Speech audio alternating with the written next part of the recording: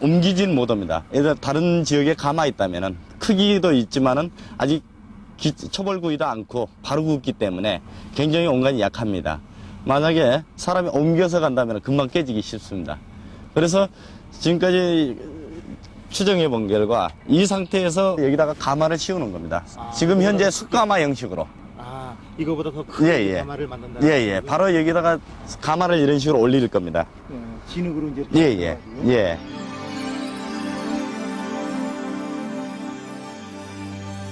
옹관 하나에 일회용 가마 하나. 옛날엔 이런 식으로 구웠을 것이다.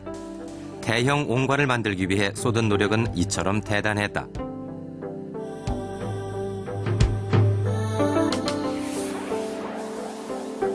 한꺼번에 여러 개를 굽는 이런 방식도 생각해 볼 수 있다. 그래도 성공작은 한두 개에 불과하다. 이렇듯 만들기 힘든 대형 옹관이 굳이 필요했던 이유, 그것은 바로 수장급의 관이었기 때문이다.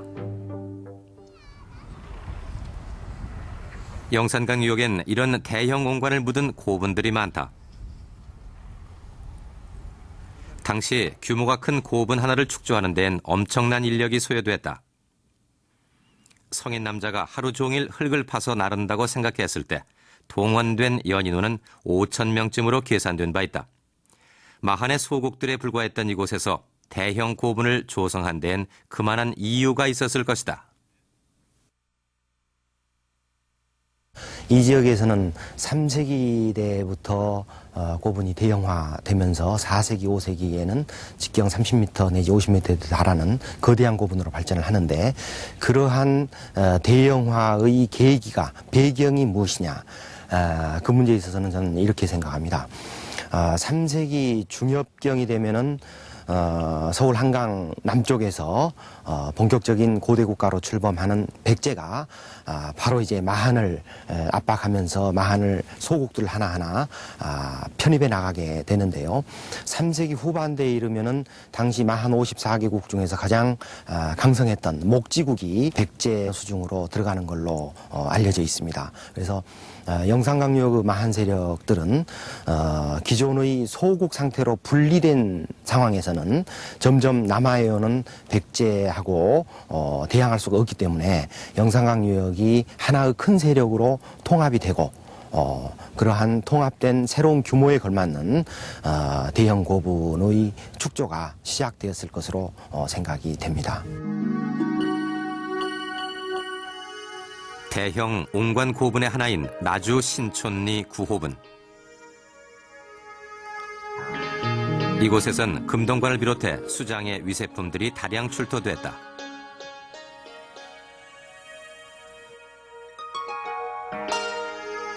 이들 유물을 보면 당시 세력의 크기는 백제에 버금가는 것이었다. 힘의 원동력은 무엇이었을까? 고대 이전 청동기 시대에 보면은 이제 청동기 시대부터 농경이 본격적으로 시작하는데, 이 지역에는 2만 기가 넘는 고인돌이 밀집되어 있습니다. 역시 그 비옥한 농경지를 기반으로 많은 그런 고인돌 집단이 발전할 수 있었을 것이라고 보는데요. 역시 이제 고대에 들어와서도 그 소국들이 여러 이제 농경지를 배경으로 해서 분리돼 있다가 역시 그 사회적인 그 필요에 따라서 하나로 통합이 되고, 역시 그러한 경제력이 뒷받침돼서 큰 세력으로 성장할 수 있었을 걸로 추정이 됩니다. 영산강을 끼고 있다는 이점도 있다. 고대 교통로의 중심은 강이었기 때문이다. 그리고 또 하나, 이곳에선 철이 산출됐었다.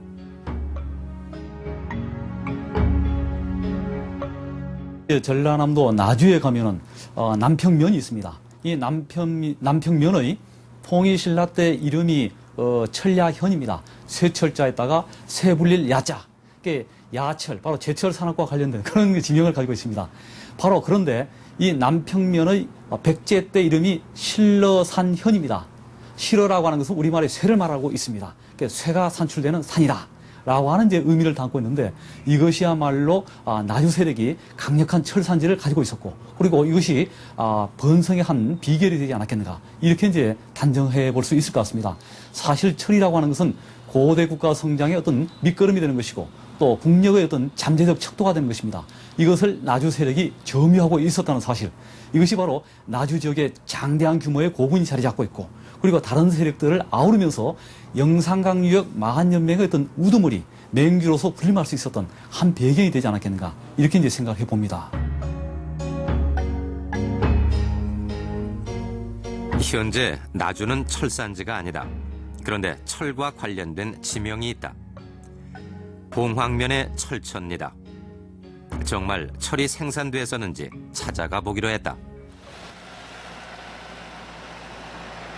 철천리의 한 부락인 철야 마을.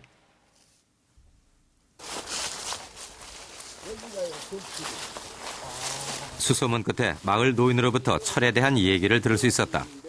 그가 안내한 곳은 마을 뒷산. 한 100m, 50m가 들어가가지고 밑으로 수직으로 가졌어요. 여기에 철을 캐했던 굴이 있고 60년 전만 해도 채굴이 이루어졌다고 한다.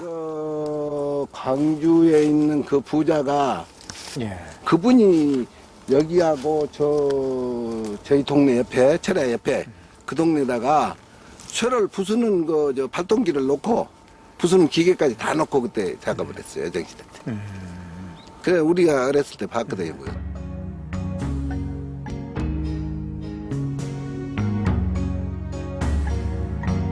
천혜의 환경에 철산지가 있었던 영산강 유역. 그 배경을 기반으로 이곳은 후기 마한의 중심지로 강력한 세력을 형성했던 것이다. 나주 일대에 고분이 많은 것도 그런 이유에서였다.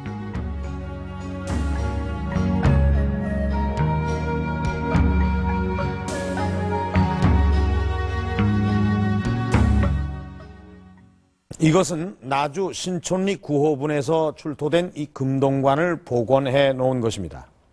이 꽃갈 모양으로 된 이 금동모 바깥으로 나선 모양으로 이 관식을 부착시키고 이 구슬 장식도 되어 있군요. 전체적인 모습을 한번 살펴보겠습니다. 상당히 화려하고 아주 세심하게 정성을 기울인 것이 당시 이 관을 썼을 그 수장에 아주 위풍당당한 기세가 느껴지지 않으십니까?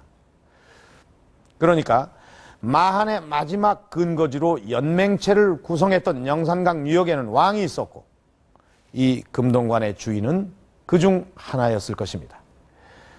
또한 이 연맹체는 이 단순한 부족국가의 단계를 넘어서 이 고대국가 직전의 단계로까지 발전된 것으로 추정이 되고 있습니다. 바로 이 시기에 이 아파트 고분인 보감리 3호분도 만들어진 것입니다. 이 3호분에서도 이 수장의 위세를 알릴 수 있는 유물이 여러 점 출토가 됐습니다. 그런데 그 중에서도 특히 눈길을 끄는 것이 하나 있었습니다. 바로 여기 이 고분의 대표격인 96석실에서였습니다.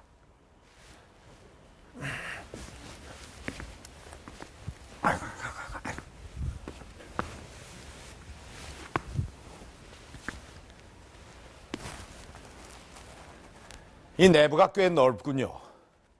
이곳엔 이렇게 이 지역의 토착관인 옹관이 이 내병 모수리에 각 하나씩 총 4기가 놓여 있습니다. 그런데 바로 이 입구 쪽에 있는 이 옹관 옆에서 그 유물이 모습을 드러낸 것입니다. 여러분, 이것을 뭐라고 생각을 하십니까?